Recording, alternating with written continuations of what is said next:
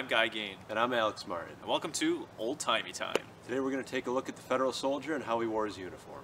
So, without further ado, we're going to have Alex get changed out, and you can see firsthand. So first we want to take a minute to talk about the fashion of the 1860s. Compared to today's fashion, where we happen to wear our pants down at our hips, which is considered our waist today, back in the 1860s, they used to consider the waist at the navel. Another thing to consider is the length of your trousers. Here you see something that was more common than we like to think: baggy trousers. Let's take a look back at the previous photo. In this photo you will notice a mix of baggy and fitted trousers. This seems to be the case throughout most photos of the period. This is an example of a tailored fit. The trousers have been hemmed to keep from dragging in the dirt. The soldier on the left of this photo is a good example of this. The trousers end just before the top of the shoe.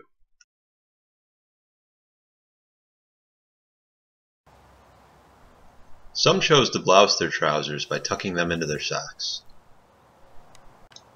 This man at Manassas Junction has chosen to do so, possibly to help keep out the ticks. On the warmer days you may have seen some cuffing their trousers to allow for better airflow. Next we will take a look at the blouse.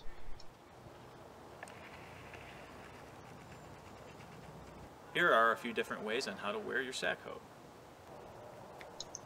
Here, with the top button undone, it is very similar to the fashion of a civilian sack coat.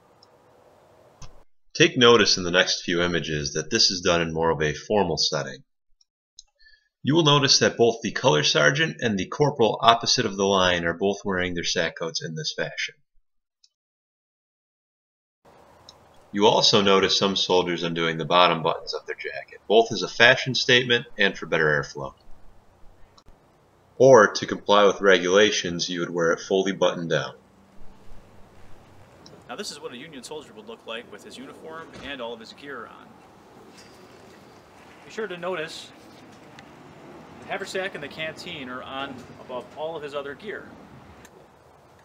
Now notice the height of his cartridge box, and also notice that his cap box is positioned right along his breast. Now this is what is considered light marching order.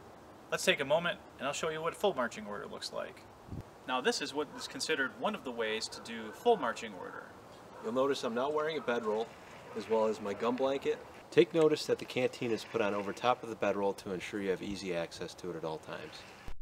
Here's a great photo depicting some of the practices we have discussed so far. Take note on the positioning of the haversack and canteen. This is also another version of full marching order, this time with a knapsack. This video is made to provide an example of how the federal uniform should be worn.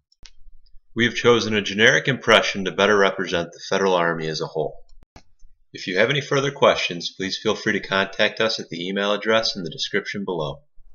Now those are three different looks on what a Union soldier would dress like while on campaign: full marching order and light marching order. Make sure you check out our how-to video on blanket rolls. It might make your campaigning life a little bit easier. Check us out next time on Old Timey Time.